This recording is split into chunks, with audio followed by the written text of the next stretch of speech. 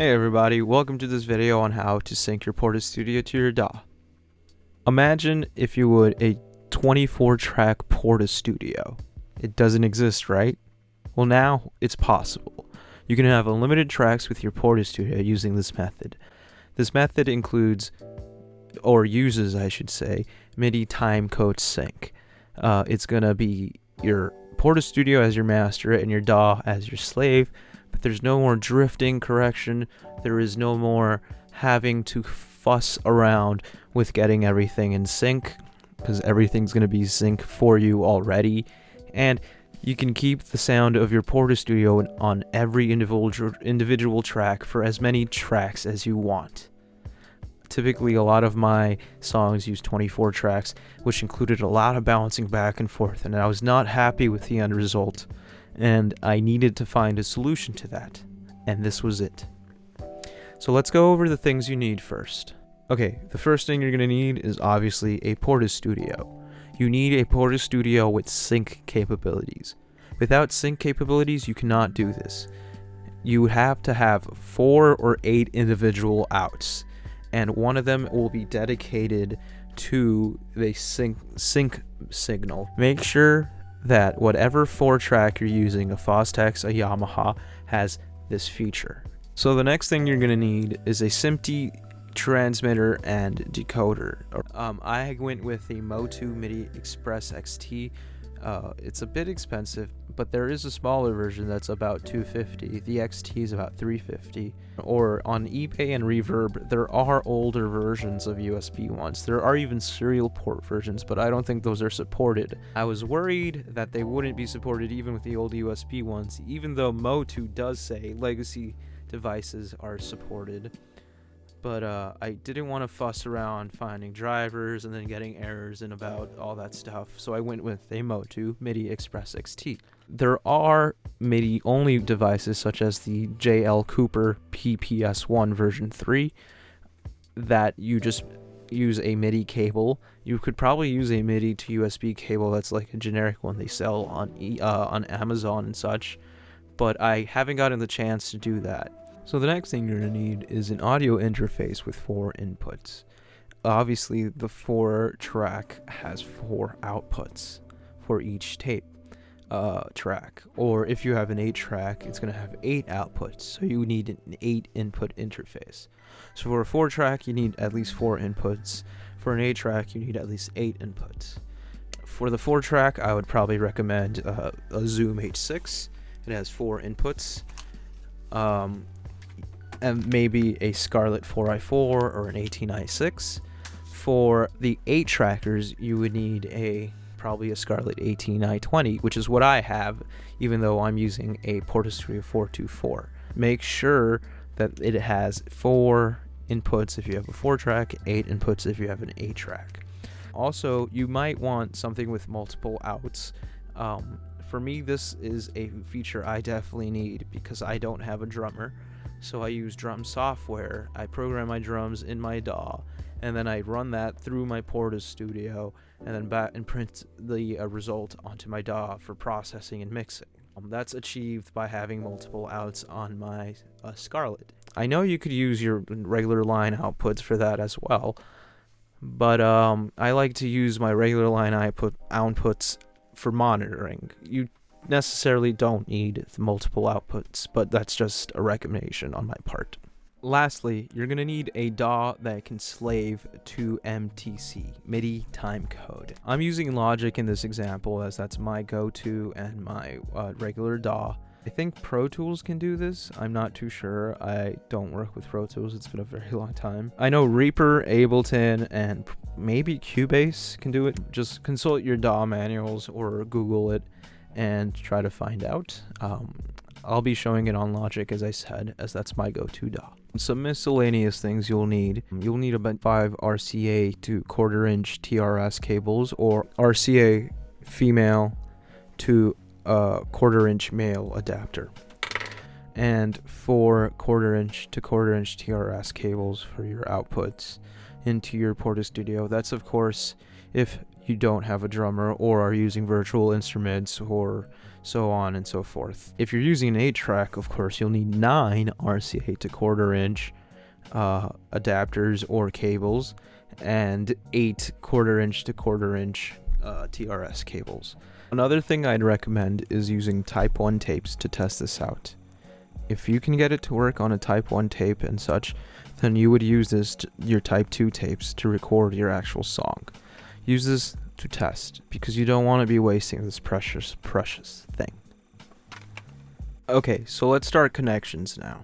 We're going to go to our Portastudio, and we're going to take the tape out for sync, which is in the back of your Portastudio around here. In 8-track, you're going to take the tape 8 out /sync, and then you're going to connect that RCA end to the quarter-inch end of your MIDI FSAK converter, or in my case, the Motu MIDI Express XT. Then you're going to take the quarter-inch tape out of that same device and plug it into the sub-in R of your Portastudio. See, I'm going to take this RCA end that's connected already to my rack-mounted Express and then plug that in. It's just like MIDI. You know how you have your MIDI in to MIDI out? Here you basically have your tape in to tape out, your sub in R to tape out, and then that'll be able to decode. You would also connect it to your computer via USB, obviously. If you're using this MTS30, which has MIDI ins and outs only, no USB, I believe you could use a MIDI to USB cable from Amazon and such, but I'm not too sure. I haven't tried that. You can try it at your own risk. So then we would have basically the entire heart and the timecode device entirely hooked up. Connections to your interface is very simple. You're going to go from the tape out here in the back, quarter-inch end from the other end, into your interface from tracks 1 through 3 and so on. If you have an 8-track, obviously 1 through 7. Track 8 will be dedicated to decoding and generating that signal. For those like me who use virtual instruments or program their drums in their DAWs, you can have the multiple outs on your audio interface. I have outs 3 going into input 1, out 4 into input 2, and out 5 into input 3. That way, if I want to record 3 tracks, for example, stereo drums, and then I want to also play the guitar over that, I can do that here. Okay, so let's move on to tape striping. After you make sure that everything is hooked up correctly, that the tape out of your generator is hooked up to the sub input, and that the tape out of your Portastudio is connected to the input of your generator, then we're going to move on to striping. So I use a Motu device, as I said, and that has a stripe button here. I know some other Motu devices have this, but I don't know if it works exactly the same way. This Motu device uses software in order to change all the settings. So here, if you are using the same Motu device as I am, it comes this way. The ports are all hooked up and such. You don't need that, and if you don't need that, you can just hit the delete button and such and delete all these connections, including the pedal. You want to keep this one alive, basically. You don't want to disconnect this connection. It won't even allow you to disconnect it, honestly. Now here it'll come up as LTC Quick Lock. That won't generate a signal. You have to go to internal, and then you leave it there. And then at 30 FPS, that is the standard for audio syncing. The time, you can change it to wherever you want your signals to start. So you could start it at 100, or in my case, I like to start it all at 000. Mutings, mapping, sync, and pedals, all that stuff can stay the same, except for sync here, the LTC output. You're going to adjust that so it matches the threshold that you have to cross on your Portastudio. So on my Portastudio, again, checking that my inputs are correct. The tape out of the generator is going to my sub input. Track 4 is going to go to bus R. Okay, you're going to raise this to 7, just as you would record anything, and the master to 7. Everything is ready to record. The sub input, you don't have to adjust the gain or anything. It's already that way. We'll be adjusting that in software. Then you hit the stripe button. I don't know if you're going to be able to hear this, but I will try to see if you can. It makes a very loud sound. Okay, that's the sound that's going to be going to your Portastudio, and as you can see, it is in the hot. It is in red. You don't want it there. It's going to crosstalk over to your other tracks, and you do not want that whatsoever. So let me stop the stripe. That's achieved by hitting the stripe button again on your Motu device, as I'm doing right now. So I stopped the stripe. So we're going to adjust the volume. We're going to do that in the software, as I said. We're going to go to the LTC output. We're going to take that down a notch.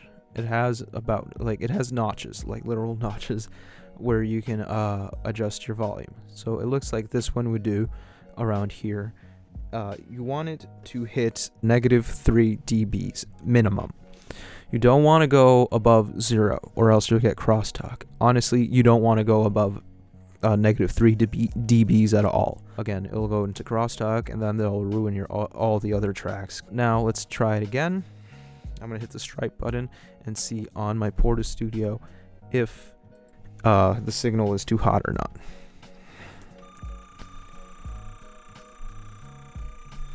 Okay, it's still a little too hot, so on my software again, I'm gonna bring this down one notch. The stripe button. And on my Portastudio, it is still showing, actually it's showing -3 dBs, which is just perfect. So now that that's going, we're going to hit the stripe button to stop it again. And once we hit it, it's going to start from the beginning. So now we are going to arm our track to be recorded. That's going to go to the mic line, bus R, and then you're going to hit the play and record button as you normally would when you're recording a regular track. And stripe. Make sure your counter is starting at 0, because then you can hit the RTZ, and then you would stripe the whole thing through if you want, or for how long your song is going to be. In my case, my song is about 4 minutes and 36 seconds, so I will see you guys in a little bit after this is done striping. So once your tape has been striped, you're going to go back here, return to 0. You're going to shut this down, you're going to hit this to off, which is the middle, and then you're going to go back to safe. Now, you're not going to ever turn this track on. That's going to already be going through the tape out directly. That's going to go into your generator and decoder and then be used that way. You're never going to be able to use track 4 again, basically.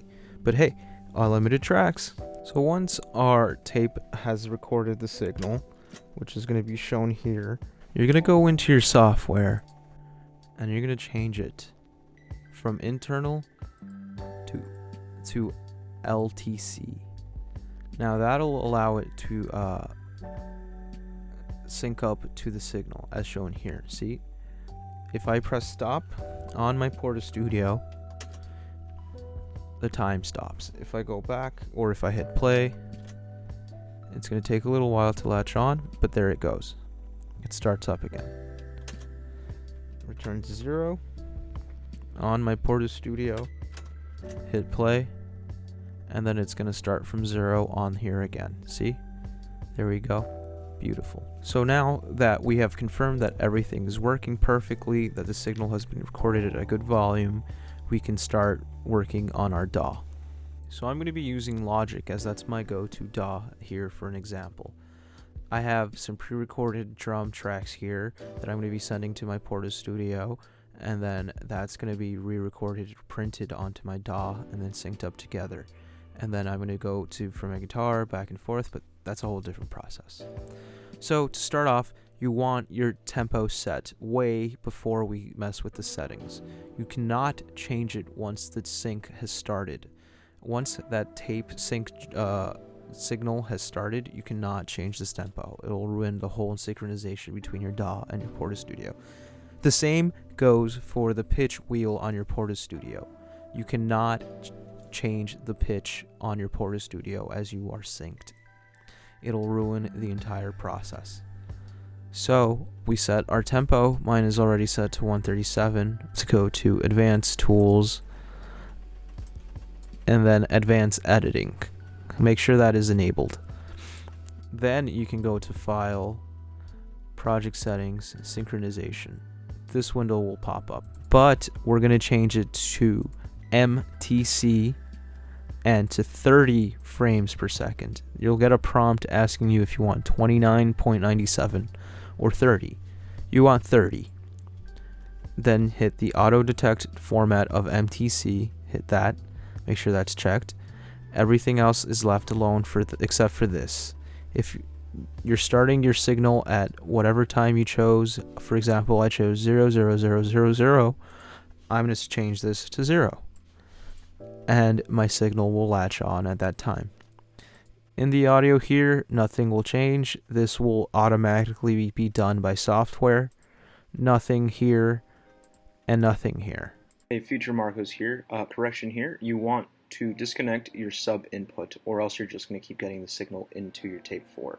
You don't want that. Disconnect the sub input after this and then don't reconnect until you strike again. We're going to hit play on our Portastudio, and if our DAW starts to move along with it, then we know we've successfully done everything correct.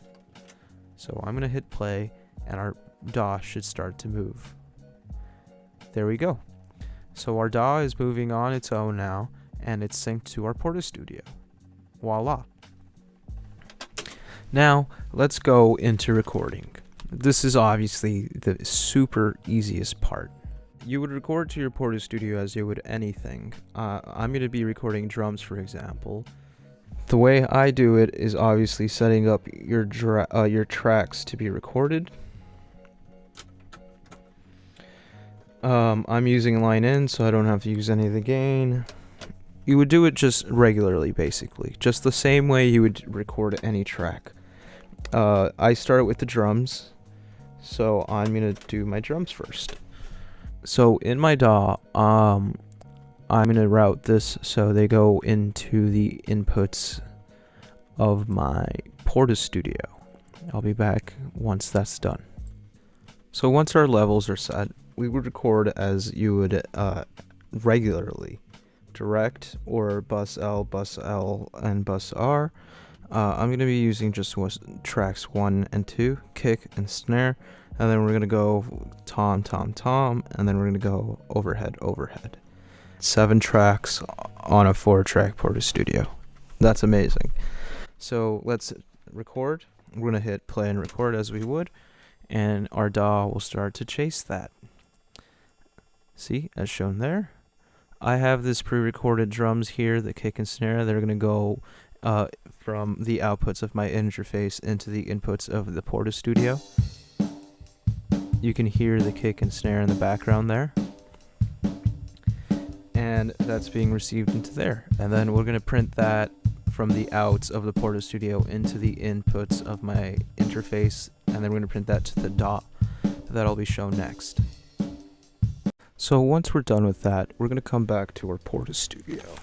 We're going to set it back to 0, and then set back to safe, tape, and so on and so forth. You won't need these anymore as the tape out goes directly, and you would be controlling the volume with your interface from now on. So we're going to go back to our DAW. We're going to create the inputs. For my example, the output of track 1 and 2 is on input 2 and 3 of my interface. So I have that set up, and then I have it armed to record. I'm going to hit record, and whenever I press play and then it hears the signal coming from my Portastudio, it's going to start recording. So if I press play, it's going to start chasing that signal again, as we can see. And then it's going to start recording the cassette processed kick and snare. So that's going to take a little while, so we're going to come back to that. Now, this is already recorded onto my DAW. It's printed. So if I play it back, you can't hear it, but I can. It is recorded. I can hear the cassette version of it, basically. We're going to shut that off. And now we're going to record over track 1 and 2 on our Portastudio again. Remember, we recorded the kick and snare here. Now we're going to record the overhead L, overhead R on 1, and then overhead R on track 2. completely wiping the kick and snare, but being able to keep it going basically an infinite amount of times. Just keep in mind that you will be losing the audios that you recorded from here. So I recorded a kick and snare here. It's going to be completely wiped over with the overheads L and R. So again, once our levels have been established on our Portastudio, we would hit return to 0 and then play and record, and you would record as you traditionally would. So I hit play and record on my Portastudio, and it's chasing the DAW again as shown here. That's what's going from this DAW into the Portastudio. What you're hearing right now is from the Portastudio itself. And it's recording over that kick and snare that we initially recorded. So that kick and snare is here now. This was recorded onto track 1 and 2. We'll call that generation 1. This is generation 2.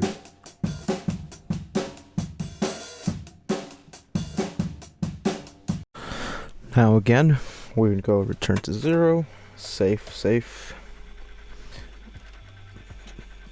tape and tape. We can turn it off actually, we don't even need that because again, it's coming out directly from here, and we'd be controlling the volume with our interface and then gain staging in our DAW and so on and so forth. Even the master can be turned off. We're going to go on into our DAW one more time.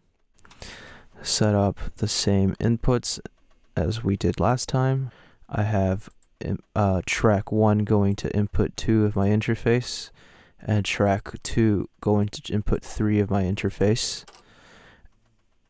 And then I'm going to hit record enable here, and it's not going to start recording until I press play on my Portastudio, and that's when it would be receiving the signal from the Portastudio to the DAW.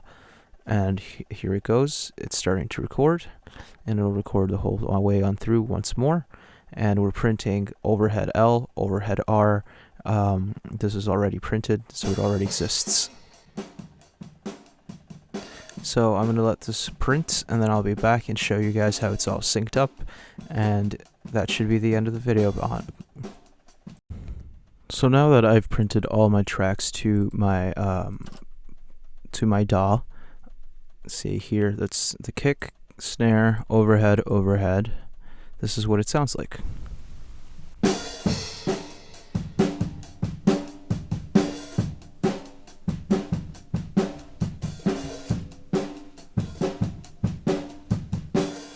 Everything is in sync. The overheads are in sync with the snare and the kick, so on and so forth. Incredible. We can repeat this process as many times as we want, and we'll get the high quality individual tracks instead of having to bounce and losing quality and then having to commit. Now you can go back and essentially process your drums and mix to your heart's desire. It wasn't really that easy to try to explain this. You have to be here in person. It's more of a thing to do by hand, something you would have to do with experience. This is going to take a while for some people to try to learn. I really hope I did try my best to try to explain this the easiest way possible. I'm sorry if I didn't, but you can hit me up with any questions. You can ask me how you can do this and that, but just keep in mind I'm more of a Logic person and a Portastudio person. So if you have Fostex or if you have Pro Tools or anything like that, I really don't know if I could help that much. Googling definitely helps from here and there. Consult your manuals, consult your DAW manuals and everything, and go back and forth from there. If there's anything I left out, please let me know, and I will try to address it in the comments so you can have an easier time with this. My name is Marcos. I'm glad you guys have watched this video. Thank you so much for the interest in this, and have fun out there with this new unlimited tracks on your Portastudio. Peace.